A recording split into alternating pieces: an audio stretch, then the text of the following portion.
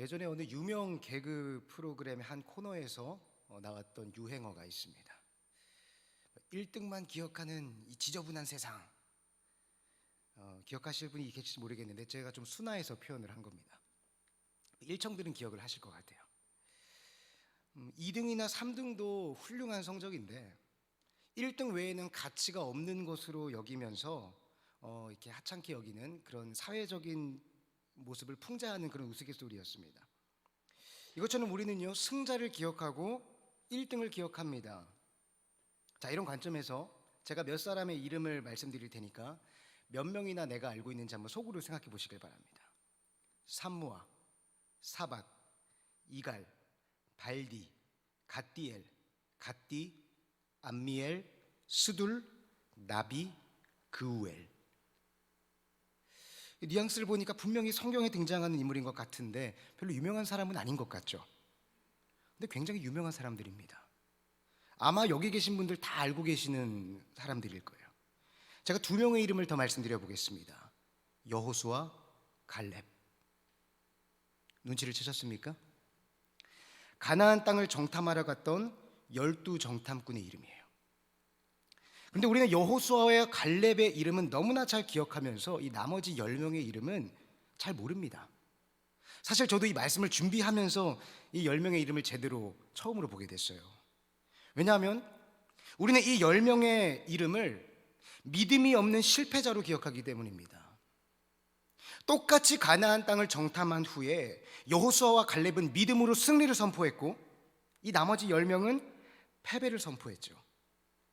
그래서 우리는 1등의 이름인 여호수아와 갈렙은 너무나 잘 기억하지만 실패해서 2등으로 밀려난 이 10명의 이름은 기억조차 하지 못한다는 겁니다. 이 10명은 그저 여호수아와 갈렙을 띄워주기 위해서 잠시 등장하는 그냥 뭐 그런 엑스트라 정도로 우리가 기억하고 있지 않습니까? 근데 정말 그럴까?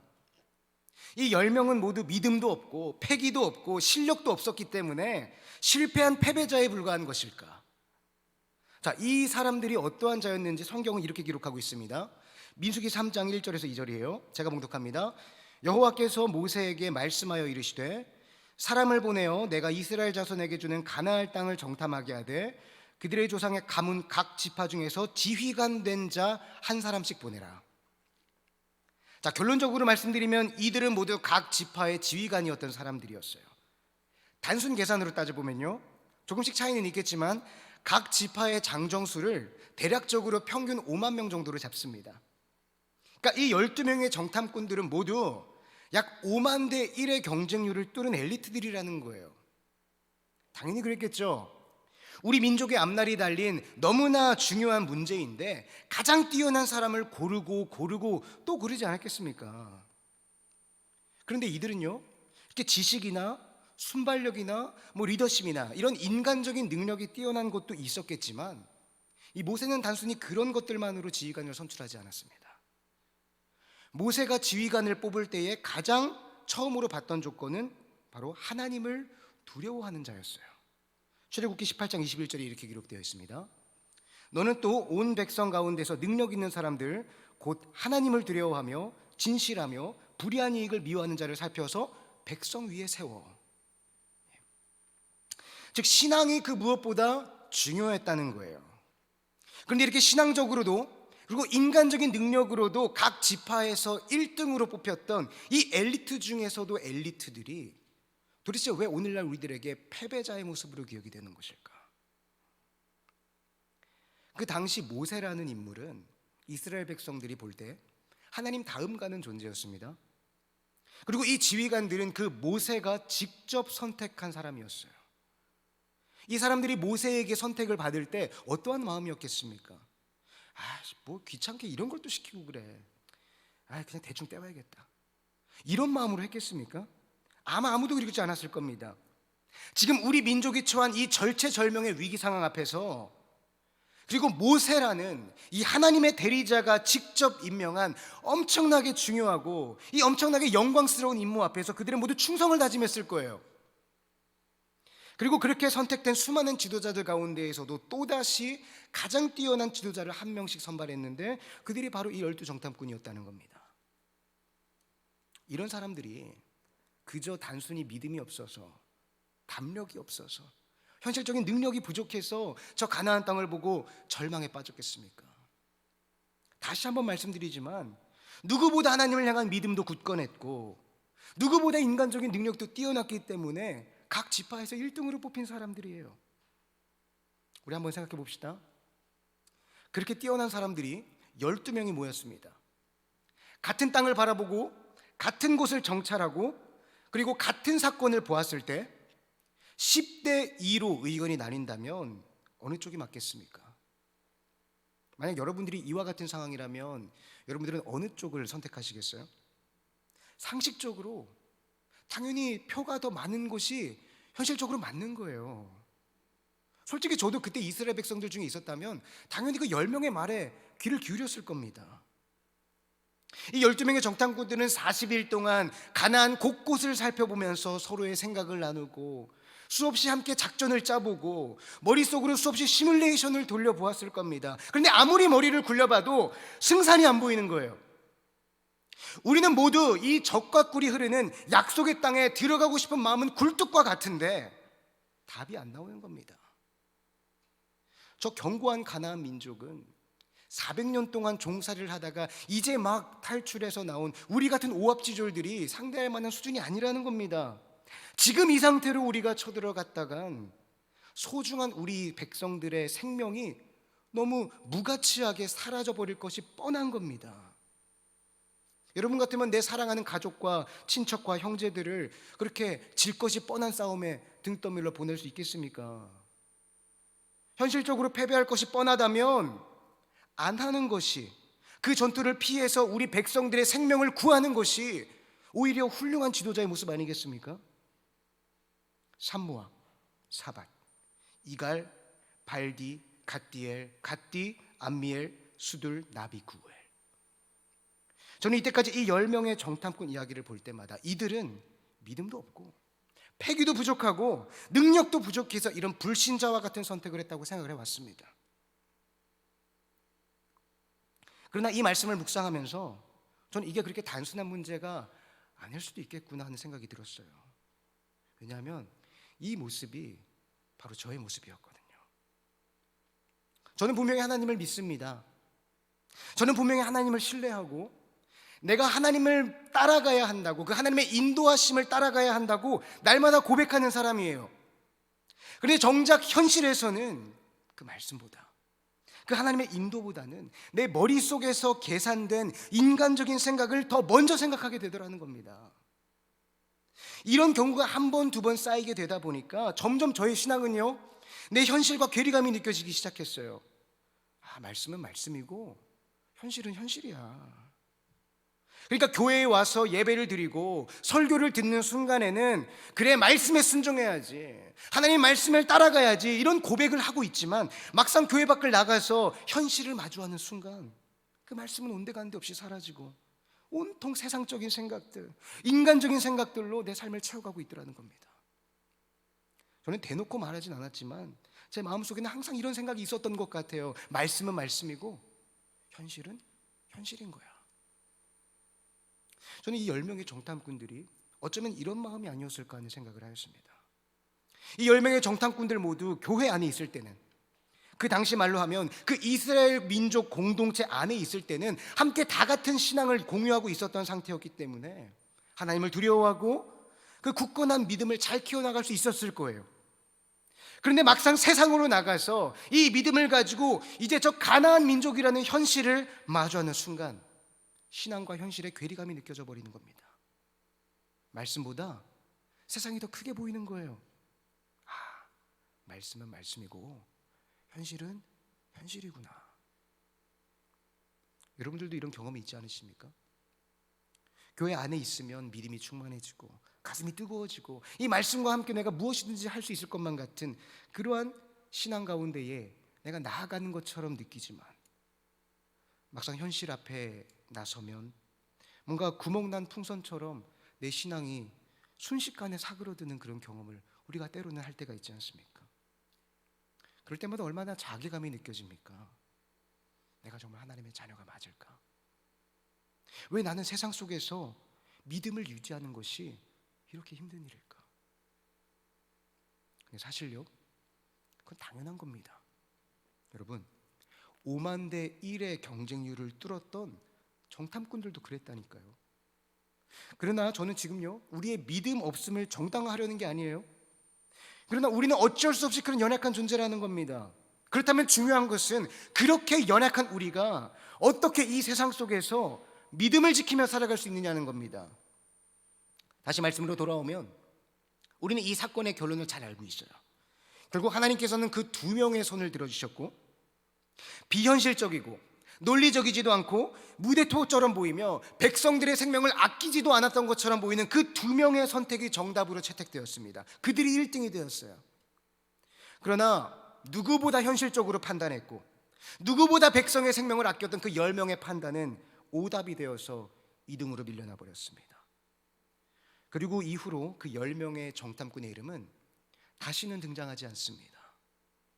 각 지파에서 1등으로 뽑혀서 당당하게 이름을 날렸던 그 엘리트들이 2등으로 밀려나는 순간 거짓말처럼 기억에서 사라져버린 거예요. 저는 궁금했습니다. 하나님은 왜 그들을 그렇게 연기처럼 사라져버리게 하셨을까? 제가 보기에는 그들이 그렇게까지 심각한 죄를 저질렀다고 생각이 안 들었거든요. 그들은 그저 자신에게 맡겨진 임무에서 최선을 다해서 현실적으로 판단한 것뿐입니다. 아니, 솔직히 말해서 현실을 살아가는 우리가 현실을 냉정하게 판단하는 게 그게 잘못된 일입니까? 왜 하나님은 현실을 현실적으로 판단하는 것을 그렇게 싫어하시는 것일까? 이렇게 생각하면 하나님은 좀 극단적인 것 같기도 하고 좀 뜬구름 잡는 것 같은 그런 분처럼 보이기도 합니다. 그런데 저는 오늘요, 이 본문의 말씀을 통해서 힌트를 하나 얻게 되었습니다. 오늘 본문 30절입니다. 그때에 여호수아가 이스라엘의 하나님 여호와를 위하여 에발산에 한 제단을 쌓았으니. 오늘 본문은 정탐꾼 사건이 있은 지 약 40년 뒤의 상황입니다. 정탐꾼 사건을 통해서 40년 동안 광야에 헤매던 그런 벌을 받은 후에 그 40년을 채우고 이제 드디어 가나안 땅으로 정복해 들어가기 시작하는 시점이에요. 근데 이 시점에서 이 여호수아가 그 40년 전에 정답을 선포했던 그 여호수아가 지금 에발산에 한 제단을 쌓고 있습니다. 혹시 에발산에 대해서 들어보셨습니까? 에발산은요, 그리심산과 함께 이스라엘 백성들에게 말씀을 선포하도록 명령한 장소예요. 이 세겜이라는 지역을 중심으로 그리심산과 에발산이 마주보며 위치하고 있다고 합니다. 하나님은 모세를 통해서 이스라엘 백성 중에 절반은 그리심산에 올라가서 축복을 선포하고 나머지 절반은 에발산에 올라가서 저주를 선포하라고 명령하셨어요. 그러니까 그리심산은 축복을 상징하는 산이고 에발산은 저주를 상징하는 산인 겁니다. 근데 흥미로운 것은요, 여호수아는 지금 축복의 산인 그리심산이 아니라 저주의 산인 에발산에 올라가서 제단을 쌓고 있다는 거예요. 신명기 27장 4절과 7절에 이렇게 기록되어 있습니다. 너희가 요단을 건너거든 내가 오늘 너희에게 명령하는 이 돌들을 에발산에 세우고 그 위에 석회를 바를 것이며 또 화목제, 7절입니다. 또 화목제를 드리고 거기에서 먹으며 내 여호와 하나님 앞에서 즐거워하라. 왜 하나님은요, 축복의 산인 그리심산이 아니라 저주의 산인 에발산에 단을 쌓고 화목제를 드리라고 하셨을까요? 화목제는요, 기쁨과 감사의 제사입니다. 그럼 저주가 무엇입니까? 저주는 이 감사나 기쁨과는 거리가 멀잖아요. 화목제는 축복의 산인 그리심산에 올리는 겁니다. 그런데 왜 에발산이었을까? 여기는 여러 가지 신학적인 해석이 있겠지만 저는 이 말씀을 묵상하면서 이런 생각이 들었어요. 하나님의 입장에서는 에발산이 저주가 아닌 거예요. 우리가 보기에는 이 에발산에서 선포되는 저주의 내용이 마치 협박과 같은 부담스럽고 불편한 요구로 그렇게 들리지만 하나님의 본심은 그것이 저주가 아니라 오히려 기쁨과 감사의 축복의 메시지라는 겁니다. 이게 무슨 소리냐? 저는 이 40년 전 그 가나안 정탐 사건에서 이것이 이미 드러났다고 생각을 합니다. 하나님은 가나안을 약속의 땅으로 선포하셨고 축복의 땅으로 선포하셨습니다. 그리고 그곳을 취하기 위해서 정탐꾼들을 보내셨어요. 그런데 10명의 정탐꾼들이 보기에 그곳은 축복의 땅이 아니었던 겁니다. 왜냐하면 그것은 우리가 절대로 얻어낼 수 있는 땅이 아니었다고 생각했기 때문이에요. 말 그대로 그림의 떡이었습니다. 그렇기 때문에 10 정탐꾼 입장에서 가나안 땅은 축복의 땅이 될 수 없었고, 오히려 그들이 볼 때에 그 가나안 땅이 적과 꿀이 흐르는 좋은 땅이면 좋은 땅일수록 오히려 저주의 땅으로 느껴지는 거였어요. 절대로 내가 취할 수 없는 땅이니까. 그 결과 정탐꾼들은 그 가나안 땅을 저주의 땅이라고 악평하기 시작했습니다.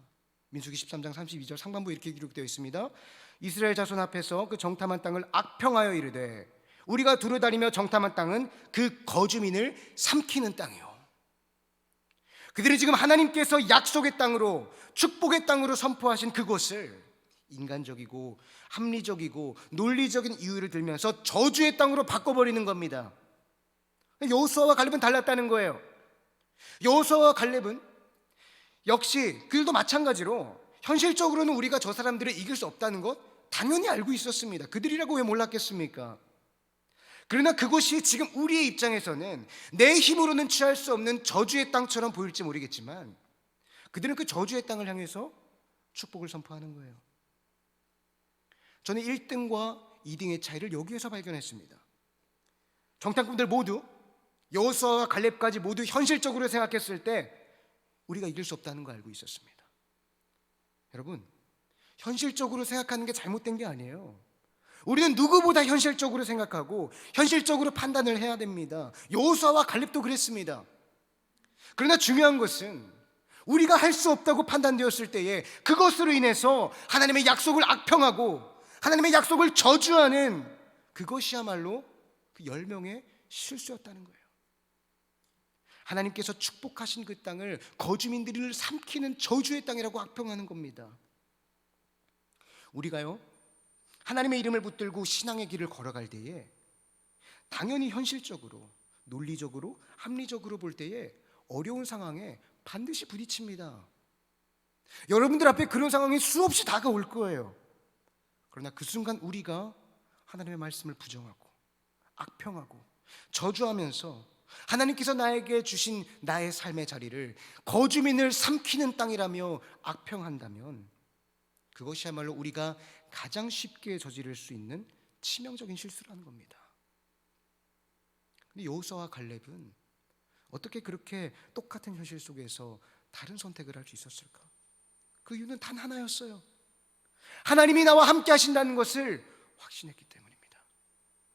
현실적인 이유 99가지가 그곳을 저주의 땅이라고 정죄하지만 하나님께서 나와 함께 하신다는 그 하나의 이유가 그곳을 축복의 땅으로 만드는 거예요. 어떻게 그런 믿음을 가질 수 있을까?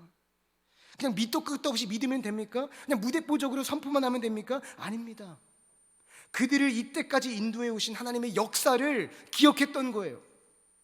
애굽의 10가지 재앙으로부터 시작해서 이날까지 날마다 겪는 하나님의 은혜와 나와 함께 하셨던 하나님의 역사를 기억하였기 때문에 이 은혜가 앞으로도 계속 나의 현실 가운데 함께 하실 것이라는 믿음이 있었던 것입니다. 존 맥스웰 목사님이라는 분의 책에 이런 이야기가 수록되어 있었습니다. 어느 작은 동네에 대형 백화점이 들어설 계획을 세우게 되었습니다. 그 백화점은 그 동네에 있는 모든 상점 건물들을 다 사들이기 시작했어요. 근데 어느 작은 옷가게 주인은 땅을 팔지 않겠다고 버티는 겁니다. 아무리 설득해도 이 옷가게를 팔지를 않자 이 백화점 사장은 그 옷가게 주인에게 가서 이렇게 협박했습니다. 당신이 끝까지 팔지 않으니까 그럼 당신네 옷가게를 삥 둘러서 백화점을 만들겠습니다. 얼마나 버티는지 한번 봅시다. 그러더니 정말로 그 작은 옷가게를 삥 둘러서 대형 백화점 건물이 생긴 거예요. 누가 봐도 이제 이 작은 옷가게는 망하게 생긴 겁니다. 근데 이 백화점이 오픈하는 날 이 옷가게 주인은 자기 가게 위에 이렇게 커다란 현수막을 걸었다고 합니다. 백화점 정문. 자기네 가게로 들어오라는 것이죠. 여러분, 우리의 삶에는요 반드시 나의 믿음을 흔드는 시련이 반드시 다가옵니다. 그런데 그런 상황들이 닥칠 때마다 내 상황을, 내 현실을, 내 삶의 자리를 저주의 땅이라고 평가해 버린다면 우리는 이 신앙과 현실의 괴리를 해소할 수 없을 거예요.